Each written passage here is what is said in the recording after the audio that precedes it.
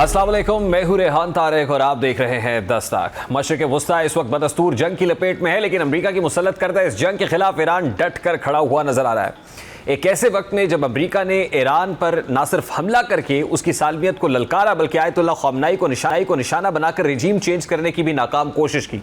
और फिर अमेरिका और इजराइल ने आयतुल्लाह ख़ामनेई की शहादत के बाद हर मुंतखब होने वाले सुप्रीम लीडर को निशाना बनाने का वाज़ेह अंदाज में पैगाम भी दिया। ख़ास तौर पर डोनाल्ड ट्रंप ने गुज़श्ता दिनों आयतुल्लाह ख़ामनेई के बेटे मुश्तबा ख़ामनेई के मुमकिना तौर पर सुप्रीम लीडर बनने की भरपूर मुखालिफत की, लेकिन अब अमरीकी इंतज़ामिया को ईरान ने एक बड़ा झटका दिया है, क्योंकि मुश्तबा ख़ामनेई ईरान के नए सुप्रीम लीडर मुंतखब हो गए हैं, जिन्होंने अपनी आवाम की उनको भरपूर हिमायत हासिल है। और रिपोर्ट्स के मुताबिक 56 साला मुश्तबा ख़ामनेई को ईरान की मजलिस ख़बरगान ने नए सुप्रीम लीडर के तौर पर मुंतखब किया है। मुश्तबा ख़ामनेई कई दहाइयों से ईरानी क़यादत के करीबी हलकों में असर व रसूख रखते हैं और उन्हें ईरान की ताकतवर फ़ौजी तंजीम इस्लामी पासदारान इनकलाब के साथी और समझा जाता है और करीबी ताल्लुक़ रखने वाला रहनुमा भी समझा जाता है। वो कि मुश्तबा ख़ामनेई ने कभी किसी अवामी इंतखाब में हिस्सा नहीं लिया और आमतौर पर अवामी तकारीर या सियासी बयानात से भी गुरेज करते रहे हैं, जिसकी वजह से बहुत से ईरानियों ने कभी उनकी आवाज़ तक नहीं सुनी। बहरहाल मुश्तबा ख़ामनेई के नए सुप्रीम लीडर मुंतखब होने के बाद सबसे बड़ा सवाल यही उठ रहा है कि खित्ते की सियासत किस समत जाएगी। आलमी मुबस्सिरीन के नज़दीक मुश्तबा ख़ामनेई की क़यादत में ईरान की बुनियादी खारजा पॉलिसी में बड़ी तब्दीली का इम्कान कम है। इसकी बुनियादी वजह यह है कि ईरान का निज़ाम हुकूमत किसी एक फ़र्द की सोच पर नहीं, बल्कि एक नज़रियाती और इदारा जाती निज़ाम पर कायम है। सुप्रीम लीडर वो कि सबसे ताकतवर ओहदा होता है, लेकिन पासदारान इनकलाब, मजलिस ख़बरगान, गार्डियन काउंसिल और दीगर रियासती इदारे भी पॉलिसी साजी में अहम किरदार अदा करते हैं। यही वजह है कि ईरान की पॉलिसी में तसलसल ज़्यादा और अचानक तब्दीली कम देखने को मिलती है। एक अहम पहलू ये भी है कि मुश्तबा ख़ामनेई के इंतखाब से अमरीका और मगरब को एक वाज़ेह पैगाम भी गया है। वो पैगाम ये है कि ईरान पर बैरूनी दबाव के ज़रिए निज़ाम तब्दील करना आसान नहीं। गुज़श्ता कई दहाइयों से अमरीका ईरान पर इक़्तिसादी पाबंदियाँ, सफारती दबाव और अस्करी धमकियाँ इस्तेमाल करता आया है, लेकिन ईरान का निज़ाम अब भी कायम है। ऐसे में नई क़यादत का इंतखाब दरअसल इस बात का इजहार भी है कि ईरान अपनी सियासी खुदमुख्तारी पर किसी किस्म का कोई कॉम्प्रोमाइज़ करने को तैयार नहीं है। अमेरिका और इजराइल के लिए ये पेशरफ्त इसलिए भी अहम है क्योंकि वो तवील अरसे से ईरान में अंदरूनी कमज़ोरियों को तलाश करने की कोशिश करता रहा है, लेकिन नई क़यादत को अवामी और इदारा जाती हिमायत हासिल है। तो ऐसे में अमेरिका की ईरान में रिजीम चेंज करने की ख्वाहिश पूरी होती दिखाई नहीं देती, क्योंकि ये ख्याल किया जा रहा है कि मुश्तबा ख़ामनेई अपने वालिद आयतुल्लाह ख़ामनेई की तरह सख्त पॉलिसी जारी रखेंगे। ख़ासतौर पर अमेरिका और इजराइल के हवाले से ईरान का सख्त मौक़िफ़ हर सूरत बरकरार रहेगा। यही वजह है कि अमेरिकी सदर डोनाल्ड ट्रंप अब ईरान में प्रॉक्सी जंग के छेड़ने का इंदिया दे रहे हैं। अब ट्रंप के इस बयान से साफ जाहिर हो रहा है कि वो ईरान में हमले के जो मतलूबा नताइज हासिल करने की कोशिश कर रहे थे वो नहीं कर सके, जबकि ट्रंप के करीबी साथी पहले ही दूरअंदेशी से काम लेते हुए डोनाल्ड ट्रंप को इस जंग से बाज रहने का मशवरा देते रहे, लेकिन ट्रंप ने अपनी अना और ज़िद में किसी एक की नहीं सुनी और इसी वजह से ट्रंप इंतज़ामिया में इख्तलाफात भी उभर कर सामने आए। जैसा कि ईरान पर हमले से मुतालिक ट्रंप काबीना में इख्तलाफात का इंकशाफ हुआ। CNN की रिपोर्ट के मुताबिक काबीना और करीबी अफराद ने अमरीकी सदर को ईरान पर हमले से एहतियात का मशवरा दिया था और जो JD वैंस है उन्होंने मशरिक़ वस्ता में नए तनाज़े की जो है इस हवाले से मुखालिफत की थी कि ऐसा तनाज़ा नहीं होना चाहिए, को हामी नहीं थे इस जंग के। नायब सदर और फौजी हुक्काम ने भी ट्रंप को ईरान पर हमले के असरात से आगाह किया था। रिपोर्ट के मुताबिक अमरीकी वज़ीर ख़ारजा पहले ही वेनेज़ुएला के मामलात में मसरूफ़ थे, जबकि अमरीकी chairman joint chiefs of staff ने ईरान पर हमले के मुमकिना मनफी असरात से डोनाल्ड ट्रंप को खबरदार किया था। रिपोर्ट के मुताबिक अमरीकी सदर ट्रंप की ज़िद के आगे JD वैंस और मार्को रूबियो को ईरान पर हमले की हिमायत करना पड़ी। अब इससे ये वाज़ेह हो रहा है कि ट्रंप के साथियों को यह अंदाज़ा था कि अमरीका को इस जंग में कूदने पर मुश्किलात का सामना करना पड़े, जबकि मुस्लिम लीग नून के रहनुमा मुशाहिद हुसैन सैयद कहते हैं कि ईरान इस जंग का पहला राउंड जीत चुका है, क्योंकि अमरीका और इजराइल चाहते थे कि ईरान में रिजीम चेंज जो है वो हो, जो नहीं हो सका। अब बुनियादी तौर पर डोनाल्ड ट्रंप ने अपने रवैये से वाज़ेह कर दिया है कि मामलात पॉइंट ऑफ नो रिटर्न तक पहुँच चुके हैं। यहाँ तक कि अमरीका और इजराइल जंगी जुनून में इतने अंधे हो चुके हैं कि ईरान में तालिबात के स्कूल पर धावा बोल दिया गया, जिसके नतीजे में 160 से ज़ायद बच्चियाँ शहीद हुई। हलाकतों की तादाद देखकर ये अंदाज़ा लगाना मुश्किल नहीं कि हमला कितना हौलनाक था, लेकिन ट्रंप इंतज़ामिया इसकी ज़िम्मेदारी कबूल करने की बजाय उल्टा ईरान को इस हमले की ज़िम्मेदार ठहराती नजर आई। इस वक्त international relations expert Usman Shahid साहब हमारे साथ मौजूद हैं। अस्सलाम वालेकुम उस्मान शाहिद साहब, बहुत बहुत शुक्रिया, thank you very much for joining us. सबसे पहले तो बड़ा सादा सा सवाल है, ज़ाहिर है एक प्राइमरी ऑब्जेक्टिव और एजेंडा इस सो कॉल्ड प्रीएम्प्टिव स्ट्राइक का ये था कि रिजीम चेंज हो सके। अब आप मुश्तबा ख़ामनेई का बतौर सुप्रीम लीडर अपनी ज़िम्मेदारियों को एज्यूम करना, उनको नॉमिनेट किया जाना, the message is very loud and clear. ये जो पैगाम ईरान ने दिया है अमेरिका और इजराइल को कि आप अपने इस एजेंडे में कामयाब नहीं हो सके, कितनी कितनी ज़ोरदार तरीके से कंसर्न क्वार्टर्स तक ये आवाज़ पहुंच रही है और इसके रेपरकशंस क्या होंगे? जी डेफिनेटली, जिस तरीके से ईरान नैरेटिव पूरी दुनिया के अंदर फैलाने में कामयाब रहा कि अमेरिका की जो अपराइजिंग से मुतालिक मिलिट्री ऑब्जेक्टिव था, अब वो गोल पोस्ट चेंज हो चुकी हुई है। उसके बाद वो कंप्लीट सरेंडर की बात कर रहे हैं, वो चीज़ भी हमें ऑन ग्राउंड दूर दूर तक नजर नहीं आ रही। और ट्रंप की हालत ये हो चुकी हुई है कि वो सेपरेटिस्ट जो हैं कुर्द, उनके साथ फ़ोन पे खुद बात करते नजर आ रहे हैं। जैसे आपने कहा कि उनकी की एडमिनिस्ट्रेशन के जो लोग हैं, जेडी वैंस, मार्को रूबियो, उनकी उन्हें हमायत हासिल नहीं थी, पर जनरल केन ने इस चीज़ के बारे में बता दिया था, there is no strategic end game है। तो मेरे ख्याल में ईरान ने एक चीज़ ये स्टैब्लिश कर ली है कि किसी सूरत के अंदर रजीम जो है उससे डिसमेंटल नहीं किया जा सकता। रजीम इंटैक्ट है क्योंकि उसकी लेयर्स है बहुत ज़्यादा, और मोज़ैक स्ट्रेटजी के तहत उन्होंने ऑटोनोमस यूनिट को दे दिया है राइट कि आप जो चीज़ बेहतर समझते हैं आप करें, क्योंकि कम्युनिकेशन की डिसरप्शन है, टॉप टीयर एलिमिनेट कर दी गई है, इसलिए चेन ऑफ कमांड की आपको जरूरत नहीं है। तो उनका ये मिलिट्री डॉक्ट्राइन काफ़ी ज़्यादा उनके पास जो है ना उनका फ़ायदे में रहा है। और दूसरी तरफ हम देखते हैं कि उन्होंने दुनिया को ये चीज़ भी पावर कराने में कामयाब रहे हैं कि दुनिया की ग्लोबल एनर्जी की सिक्योरिटी ईरान की सिक्योरिटी से जुड़ी हुई है।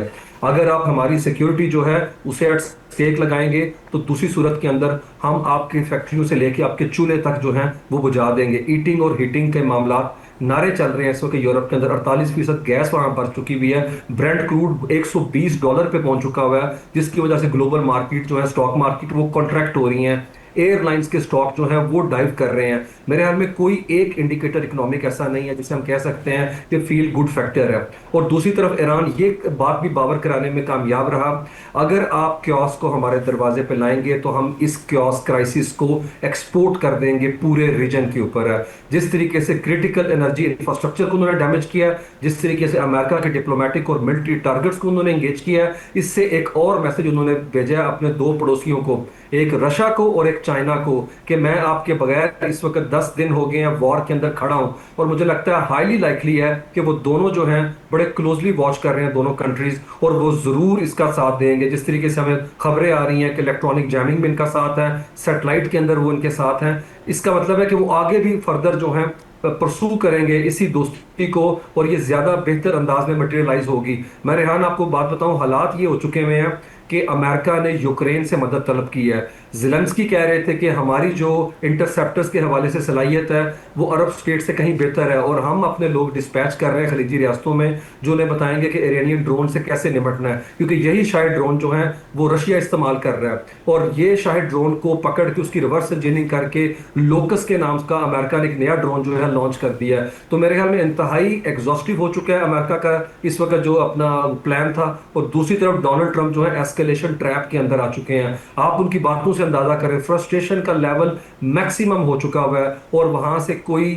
ग्राउंड गेन नहीं कर पा रहे। अच्छा उस्मान साहब, ये सारी पिक्चर अपनी जगह पे बिल्कुल दुरुस्त है, लेकिन दूसरी तरफ अगर तस्वीर देखें तो इतने सालों की स्ट्रगल एफर्ट के बाद सिक्योरिटी डोमेन के अंदर भी इतने लैप्सेस थे ईरानियन साइड के ऊपर कि ना सिर्फ आयतुल्लाह ख़ामनेई बल्कि IRGC के जो कमांडर हैं उन समेत बहुत से लोग जामे-शाद, यानी जो की लीडरशिप है वो उसको हटा दिया गया रास्ते से बड़ी आसानी से। और अब जो नई लीडरशिप आई है, इस बात क्या ये तयक्कुन से कही जा सकती है कि क्या वो टारगेट नहीं होगी, और क्या अगर टारगेट करना चाहे अमेरिका और इजराइल तो अपने टारगेट को अचीव नहीं कर पाएगा? तो ये लैप्सेस तो बड़े विजिबल, ये क्रैक्स तो बड़े विजिबल रहे ईरानियन साइड के ऊपर।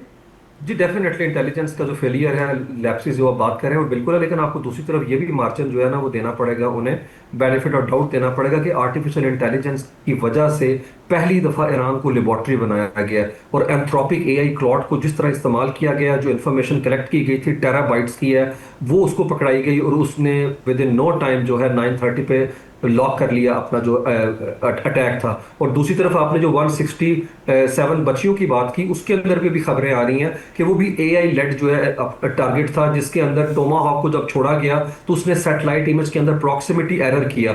जो अटैक होना था साथ उसके बैरक के अंदर, वो अटैक कर दिया गया स्कूल के अंदर है। तो सोफिस्टिकेटेड टेक्नोलॉजी के ऊपर वेस्ट की हेजमनी तो हमेशा से है, अमेरिका की है। तो फिर हमें ये मानना पड़ेगा ना सर कि सिक्योरिटी डोमेन में they are far better than anybody else या आपने जो सर opponent जब आप इकोनॉमिक सैंक्शन लगाएंगे 47 साल एक रजीम के ऊपर मुसलसल, उन्हें एक्सेस नहीं देंगे, तो डेफिनेटली है वो मेरे ख्याल में ग्लोबल साउथ का कोई कंट्री भी अगर सामने खड़ा हो, तो जिस लेवल के दो कंट्री जो कि न्यूक्लियर आर्सेनल होल्ड करते हैं और जिस लेवल का एरियल उन्हें एडवांटेज हासिल हम देखते हैं, एयर पावर सारी उनके पास है, तो इसमें कोई शक नहीं, ये मनाजर देखने में आ सकते हैं, लेकिन हमें अंडरमाइन नहीं करना चाहिए। आप चेक करें 10 दिन हो गए हैं, 49 अस्करी टॉप की उनकी लीडरशिप जो है और सियासी वो एलिमिनेट कर दी गई हैं, लेकिन उसके बावजूद असेंबली एक्सपर्ट ने जिस बंदे को नॉमिनेट किया वो बंदा वहां का एमबीएस कंसिडर किया जाता है। मुश्तबा खामनाई इतने विजिबल फिगर कभी नहीं, उनके रिलीजियस क्रेडेंशियल इतने नहीं, लेकिन उन्हें अपने वालिद की आंख और कान जो है वो तस्वुर किया जाता, तो उनकी बहन, उनकी बीवी, उनकी वालदा, उनके वालिद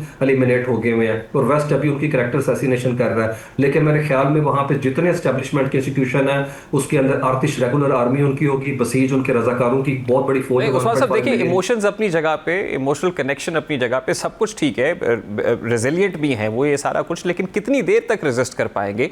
ये तो मुसल्लमा हकीकत है और नाकाबिल तरदीद है कि सिक्योरिटी डोमेन में तो आज तक आप हिस्ट्री उठा के देख लीजिए कि जो ताकतवर होता है वो प्रिवेल करता है।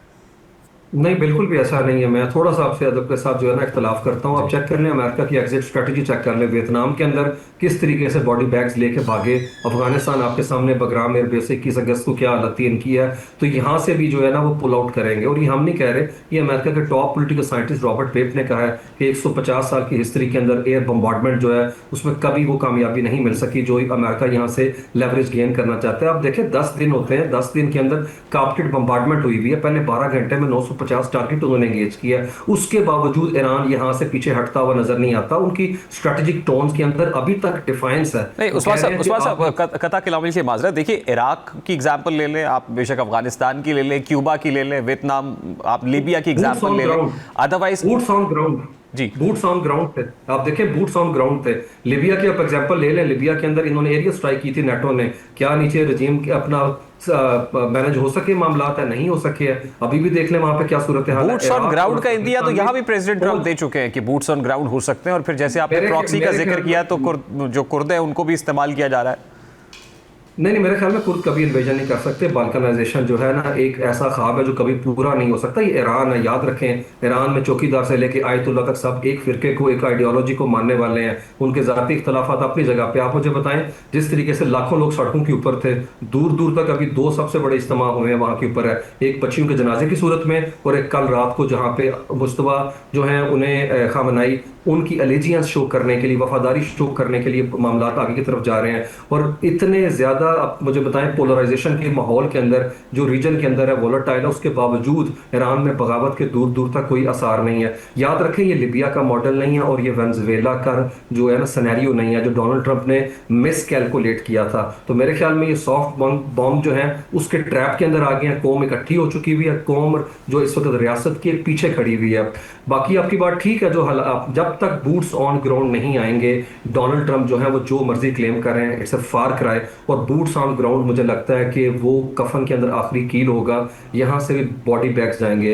ये ईरानियन किसी सूरत के अंदर उन्हें वापस नहीं जाने देंगे, अपने पाँव के ऊपर है। और ये कोई जज्बाती तकरीर नहीं है। आपने चेक किया, इस दफा उन्होंने ढाल नहीं रखी, इस दफा उन्होंने तलवार निकाली हुई है और उन्होंने वो सारा क्योस जो है पूरी दुनिया को जो है वो एक्सपोर्ट कर दिया। और जैसे आपने कहा कितनी देर तक ठहरेंगे, देखना यह है दुनिया कितनी देर तक आलमी मैशत जो है वो जिस तरीके से उसकी मैशत दबा रखी है नेवल ब्लॉकेट करके, वो कितनी देर तक सह सकती है। क्या पड़ोसी कंट्री एशिया और यूरोप की मार्केट्स ये सह सकती है कि 48% गैस जो है वो ऊपर जाके 100% तक पहुंच जाए? मेरा नहीं ख्याल। वो इंटरनेशनल प्रेशर जनरेट करने की एक डेलिब्रेट एफर्ट है ईरानियों की कि जितना ज्यादा वो ऑयल सप्लाई को चोक करेंगे, जितना ज्यादा इंटरनेशनल मार्केट में कॉन्ट्रैक्शन होगी, जितनी स्टैगफ्लेशन होगी, जितना मॉनेटरी पॉलिसी रिविजिट होंगी, उन्होंने मैस लेवल के ऊपर बता दिया है पूरी आलमी मैशत जो है उसके गारंटर जो है वो ईरानी है। और अगर आप इसको परसू करना चाहते हैं, they are very much okay with it है। तो मुझे लगता है वो इसको मजीद फैलाएंगे। और दुनिया जो है इस वक्त आप चेक कर लें, ग्लोबल इंडिकेटर्स है,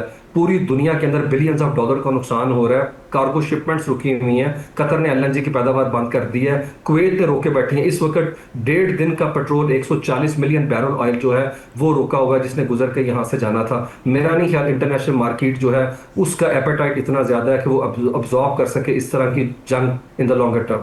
बहुत बहुत शुक्रिया उस्मान शाहिद साहब, आपके वक्त के लिए। International relations expert Usman Shahid साहब मौजूद थे। इस पूरे कॉन्फ्लिक्ट का जो इकोनॉमिक एस्पेक्ट है वो बहुत गालिब है, और लगता यही है कि जब इकॉनमी सेंट्रिक हो गया अब मामला, तो जब तक ये इकॉनमी की वो जो एक शायरग है वो चोक रहेगी, जिसे आबनाए हुरमस कहते हैं, तो बहुत मुश्किल हो जाएगा ग्लोबल इकॉनमीज़ का सस्टेन करना।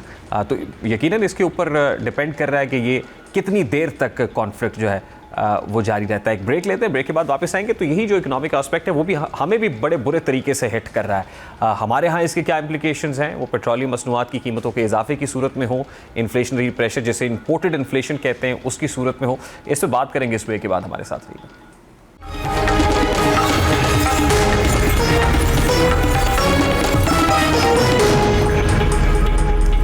खत्ते में कशीदा सूरत हाल के साइड इफेक्ट्स पाकिस्तान की मईशत पर भी पड़ना शुरू हो चुके हैं। यही वजह है कि पाकिस्तान समेत आलमी स्टॉक मार्केट्स में हालिया दिनों में शदीद मंदी ने सरमायाकारी के मंजरनामे को हलचल ज़दा कर दिया, और आज पाकिस्तान स्टॉक एक्सचेंज में 100 इंडेक्स के दौरान 13,000 से ज़ायद पॉइंट्स की कमी रिकॉर्ड की गई, जिसके नतीजे में इंडेक्स 1,44,119 पॉइंट्स की सतह पर गिर गया। मंडी की शद्दत के पेश नज़र पाकिस्तान स्टॉक मार्केट में ट्रेडिंग 1 घंटे के लिए मुअत्तल कर दी गई, जो इस सूरत हाल की संगीनी को जाहिर करती है। फिर इसी तरह आलमी स्टॉक मार्केट्स में भी इसी दौरान नुमाया मंदी देखने में आई। जापान की स्टॉक मार्केट में 6.93% कमी हुई, जबकि कोरियन स्टॉक मार्केट में 8.16% की शदीद कमी, जबकि हांगकांग में स्टॉक मार्केट 2.56% कम हुई। याद आदो शुमार आलमी सतह पर सरमायाकारों की बेचैनी और मार्केट्स में अदम एतमाद की अक्कासी करते हैं, जो मुख्तलिफ अवामिल से मुतासर है, जिनमें आलमी माशी गैर यकीनी सूरत हाल, तेल की बढ़ती हुई कीमतें और खत्ते में जारी कशीदगी शामिल है। पाकिस्तान की मार्केट में शदीद मंदी की एक बड़ी वजह मुल्की मईशत पर बैरूनी दबाव और दाखिली गैर यकीनी सूरत हाल है।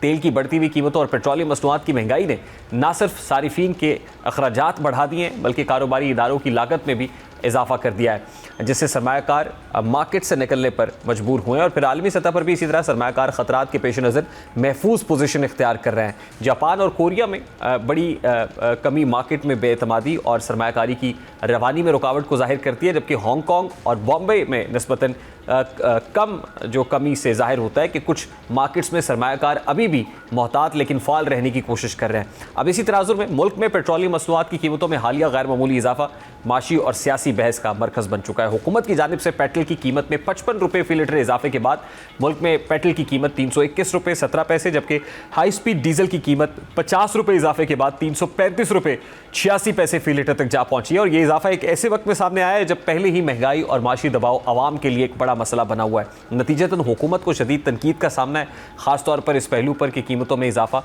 उस वक्त किया गया है जब मुल्क में मौजूद पेट्रोलियम मसनूआत का बड़ा हिस्सा पुराने और निस्बतन कम कीमत वाले स्टॉक पर मुश्तमिल था।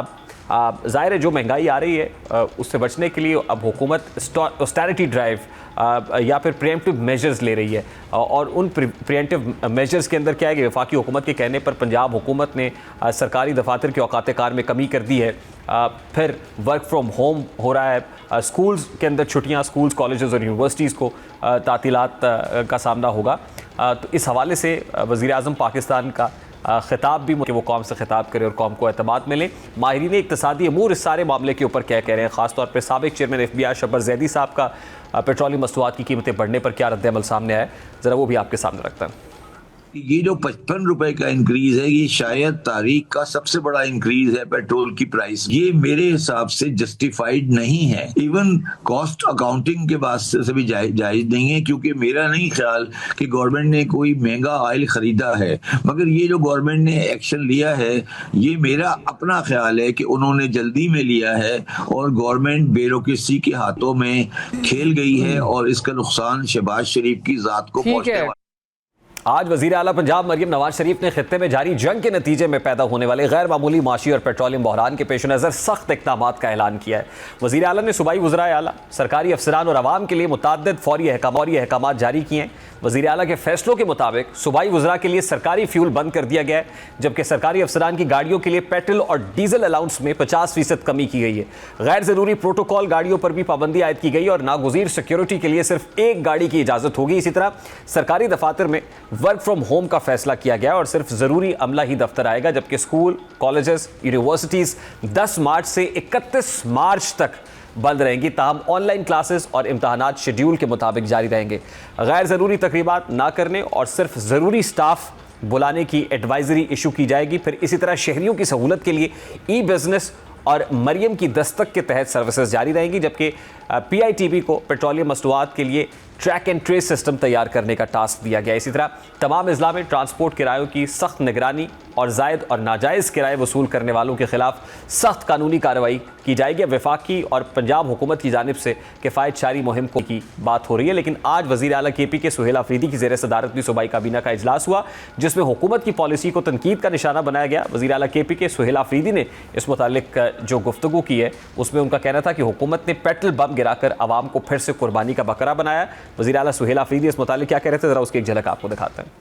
हमारा मसला ये है या वतीरा यही रहा है 78 साल से पाकिस्तान में कि जब भी सख्त हालात आते हैं, इससे पहले ना पाकिस्तानी अवाम को किसी ने कुछ दिया है ना उसके बाद देते हैं, लेकिन जब भी कुर्बानी का मौका आता है तो सबसे पहले कुर्बानी का बकरा आवाम से बना दिया जाता है। तो जो पेट्रोल का बम आम आवाम पर गिरा है, सूबाई हुकूमत उसको यकसर मुस्तरद करती है। अभी मसला यह है कि जो मौजूदा रिजीम मुसल्लत की गई है, ना इनके पास कोई पॉलिसी है, ना जो है ये कोई रिफॉर्म्स ला सकते हैं, ना इन हालात को कंट्रोल करने के लिए इनके पास कोई वाज़िया पॉलिसी है। बहरहाल खैबर पख्तूनख्वा की हुकूमत हमेशा अपने अवाम के साथ खड़ी होगी इंशाअल्लाह ताला, और हर उस कदम की, हर उस अक़दाम की मुखालफत करेगी जिससे बराह रास्त आवाम पर असर पड़ता हो। इस वक्त माहिर इक़्तिसादी अमूर इशफाक तौला साहब ने भी ज्वाइन किया है। अस्सलाम वालेकुम इशफाक तौला साहब, बहुत बहुत शुक्रिया, thank you very much for joining us.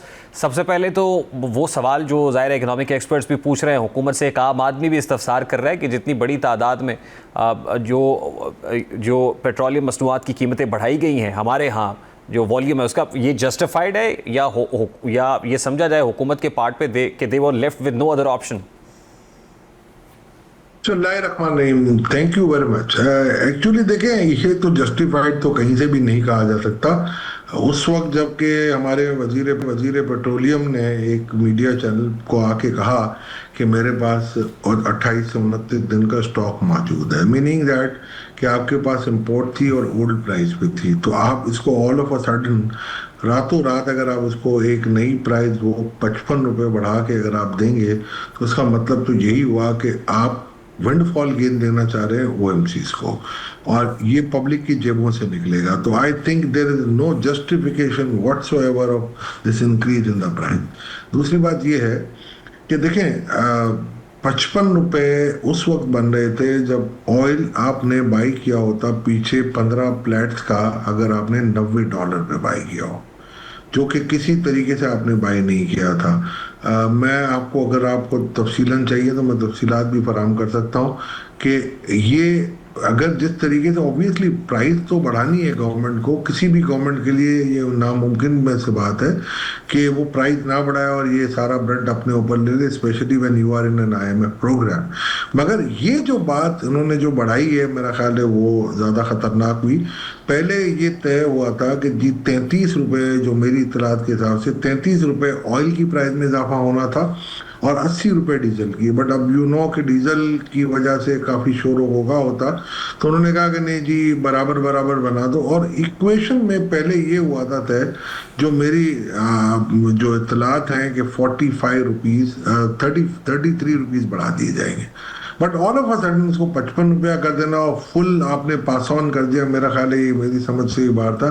और होना तो ये चाहिए था कि ये आप ट्रांसफ़र कर दे स्लोली ग्रेजुअली, और कुछ आप देखते प्राइस टेंडेंसी, वॉर की सिचुएशन, और स्लोली आप ट्रांसफ़र करते। बट ये OMCs को फ़ायदा पहुंचाना, मानते हैं कि सबसे बड़ी OMC PSO और गवर्नमेंट ऑफ पाकिस्तान की होल्डिंग है, तो लेफ्ट पॉकेट राइट पॉकेट चलेगा। बट इसकी वजह से जो डीलर्स को जो पेट्रोल पंप का मुनाफा हुआ, जो रात के 12 बजे से पहले वो बेच रहे थे, उसमें उनको 55 रुपये की जो एडिशन मिली है या जो उनके प्राइसेस में उनको एडिशन मिली है, मेरा ख्याल है ये तो नामुमकिन है। अब पहली जस्टिफिकेशन तो IMF प्रोग्राम है जैसे आपने कहा, और दूसरी बात ये है इंडिया ये भी दिया जा रहा है कि अभी ये जितनी प्राइसेस बढ़ी हैं इतनी अभी और बढ़नी है। तो मैं आपको बड़े वसूख के साथ कह सकता हूँ कि we have done our homework. Petrol के हिसाब से तो डीजल का अभी मैंने नहीं किया, कि अगर ये जो प्राइस जो अभी सेट हुई है वो $90 पर बैरल के ऊपर थी, अगर खुदा ना खास्ता ये 130 पे चला गया तो मेरा ख्याल से 400 के करीब वो प्राइस आ जाएगी आपकी। तो ऑब्वियसली देखें, ये तो हुकूमत कभी भी पास ऑन नहीं कर सकती। आप ये ज़रूर कर सकते हैं, इसमें हमने भी एजम्पशन दिए कि पेट्रोलियम लेवी को अब आप ना बढ़ाएं और पेट्रोलियम लेवी को आप रहने दें तो 392 तक आपकी आ जाती है। बाकी देखें, दुनिया में बहुत सारे मॉडल्स चलते हैं ऑयल मार्केटिंग कंपनीज के ऑपरेशंस के। हमारे यहाँ एक दिलचस्प मॉडल है कि कराची से लेके कोने तक मुल्क के एक ही रेट पे पेट्रोल बिकता है और इसका ब्रंट जो होता है ना, अब देखें कराची में मेरा ख्याल है ट्रांसपोर्टेशन नहीं लगनी चाहिए तो वो लग रही है, लाहौर में आधी लगनी चाहिए तो पूरी लग रही है।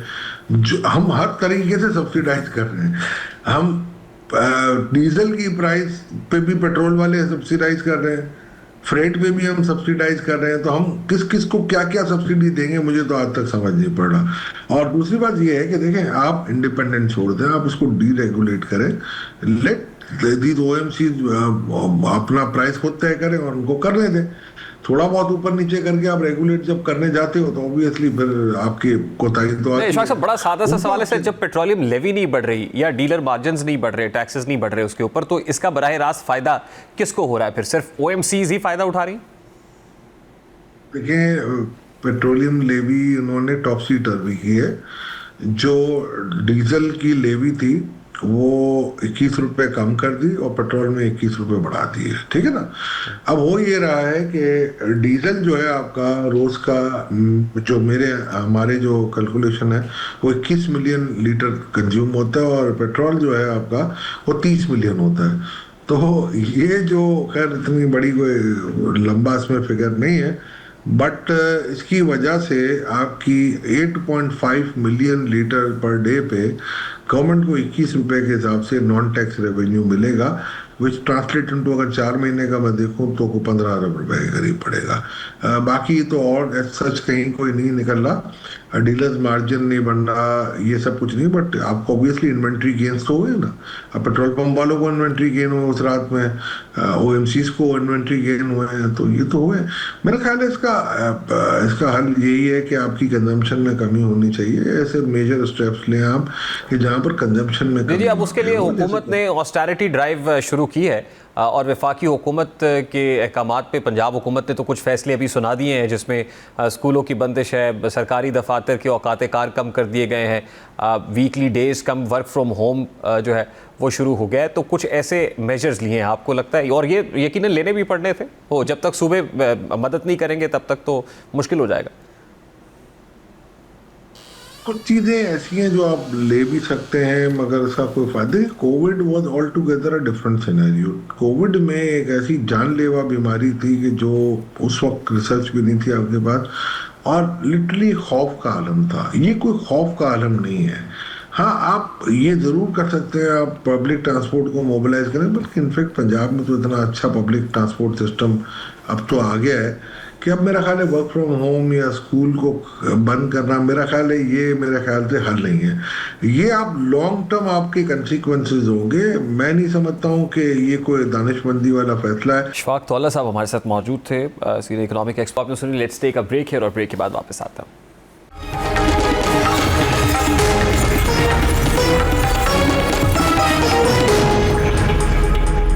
खत्ते की सिक्योरिटी सूरत हाल एक बार फिर संगीन मरहले में दाखिल हो चुकी है। पाकिस्तान में दहशतगर्दी के वाक़यात में हालिया इजाफे के बाद रियासती इदारों ने फैसला कुन कार्रवाई का रास्ता इख्तियार किया है। इसी तनाजुर में सिक्योरिटी फोर्सेस की जानिब से ऑपरेशन गज़ब लिल हक जारी है, जिसे दहशतगर्दी के खिलाफ एक अहम और बड़े ऑपरेशन के तौर पर देखा जा रहा है। इस ऑपरेशन में अब तक होने वाली पेशरफ्त के मुताबिक सैकड़ों दहशतगर्द मारे जा चुके हैं। इस मामले पर हुकूमती मौक़िफ़ वाज़ेह कि दहशतगर्दी के खिलाफ जंग में अब किसी किस्म की नरमी या बहाम की गुंजाइश नहीं रही। ताज़ा इतलात के मुताबिक ऑपरेशन गज़ब लिल हक के दौरान अब तक 583 दहशतगर्द हलाक जबकि 795 जख्मी हो चुके हैं। सिक्योरिटी फोर्सेस ने मुख्तलिफ इलाकों में दहशतगर्दों के ठिकानों को निशाना बनाया और उनके नेटवर्क्स को तोड़ने की कोशिश की जा रही है। हुक्काम का कहना है कि ये कार्रवाइयां उस वक्त तक जारी रहेंगी जब तक मुल्क में दहशतगर्दी जैसे नासूर को मुकम्मल तौर पर ख़त्म नहीं कर दिया जाता। अब दहशतगर्दों के खिलाफ ये ऑपरेशन जारी है और सिक्योरिटी इदारों के मुताबिक इस ऑपरेशन के नतीजे में दहशतगर्दों की कमांड एंड कंट्रोल कैपेसिटी को शदीद नुकसान पहुँचाया गया है, जिसके बायस उनके कई नेटवर्क्स कमज़ोर पड़ चुके हैं। ताहम इस पूरी सूरत हाल का सबसे अहम और हसास पहलू अफगानिस्तान का किरदार है। पाकिस्तान मुसलसल मौक़िफ़ इख्तियार कर रहा है कि कलअदम तहरीक तालिबान पाकिस्तान यानी TTP को अफगानिस्तान की सरजमीन से सहूलत और पनाह मिल रही है। पाकिस्तानी हुक्काम के मुताबिक अगर अफगानिस्तान की सरजमीन दहशतगर्दों के लिए महफूज पनाहगाह ना बने तो TTP जैसे गिरोह ज़्यादा देर तक फॉल नहीं रह सकते। इसी वजह से पाकिस्तान ने बार बार काबुल हुकूमत से मुतालबा किया कि वो अपनी सरजमीन पाकिस्तान के खिलाफ इस्तेमाल होने से रोके, लेकिन अफगान हुकूमत के कानों में जू तक नहीं रेंगी। यही वजह है कि पाकिस्तानी पॉलिसी साज अब इस नतीजे पर पहुँचते दिखाई देते हैं कि सिर्फ सिफारती यकीन दहानियों पर इन्हिसार काफ़ी नहीं, माजी के तजर्बात को सामने रखते हुए हुकूमती और अस्करी हल्के इस नतीजे पर पहुँचे कि अफगानिस्तान पर मुकम्मल एतमाद करना एक ख़तरनाक हिकमत अमली साबित हो सकती है। हुकूमती हल्कों के मुताबिक दहशतगर्दी के खात्मे के लिए अफगानिस्तान को अमली इक़दाम करने होंगे, क्योंकि महज बयानात से सूरत हाल तब्दील नहीं हो सकती। इसी तनाजुर में ऑपरेशन ग़ज़ब लिल हक़ दरअसल एक वाज़ेह पैगाम भी है, और ये पैगाम ना सिर्फ दहशतगर्द गिरोहों के लिए वाज़ेह पैगाम है बल्कि उन अनासिर के लिए भी पैगाम है जो पसे पर्दा उन्हें सहूलत फराहम करते हैं। अभी एक ब्रेक लेते हैं, ब्रेक के बाद वापस आते हैं, एक स्टोरी शेयर करेंगे। इस ब्रेक के बाद हमारे साथ रहिए।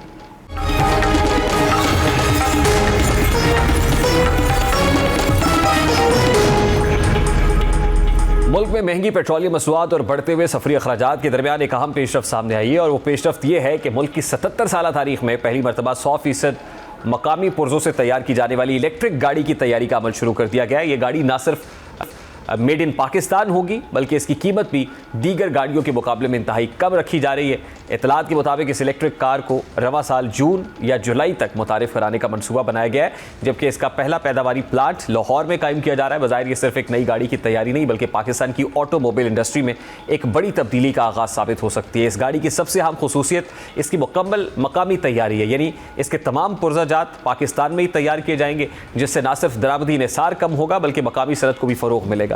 इस इलेक्ट्रिक गाड़ी की कीमत में 10 लाख रुपए से कम इसकी कीमत मजमूई तौर पर वो रखने की तजवीज़ दी गई है, जो इसे पाकिस्तानी सारिफीन के लिए इंतहाई काबिल रसाई बना देती है, ख़ास तौर पर वो तबका जो इस वक्त मोटरसाइकिल इस्तेमाल करता है। अब निस्बतन कम लागत में कार की तरफ मुंतकिल हो सकेगा, और मज़ीद ये है कि एक बार मुकम्मल चार्ज होने के बाद ये गाड़ी 180 से 200 किलोमीटर तक सफ़र करने की सलाहियत रखती है, जो रोज़मर्रा शहरी सफ़र के लिए काफ़ी समझी जा सकती है। दूसरी जानिब बज़ाहिर हुकूमत भी इस मनसूबे को कामयाब बनाने के लिए हम इक़दाम कर रही है। मकामी ऑटोमोटिव मैन्युफैक्चरर्स जो हैं उनकी हौसला अफजाई और लोकलाइजेशन के फ़रोग़ के लिए आइंदा वफाकी बजट में गाड़ियों पर आयद मुख्तलिफ टैक्सेस में कमी का इम्कान ज़ाहिर किया जा रहा है। और इस पॉलिसी का मकसद ये है कि पाकिस्तान में तैयार होने वाली गाड़ियाँ ना सिर्फ सस्ती हों बल्कि मुस्तक़बिल में उन्हें बरामद भी किया जा सके। अगर वाकई 100% लोकलाइजेशन हासिल हो जाती है तो इससे पाकिस्तान की ऑटो इंडस्ट्री को आलमी मंडी में भी जगह मिल सकती है। अब अगर इस मंसूबे के मुमकिन असरात का जायज़ा लिया जाए तो इसके कई पहलू सामने आते हैं। सबसे पहले तो इससे पेट्रोल पर इन्हिसार में कमी आएगी, क्योंकि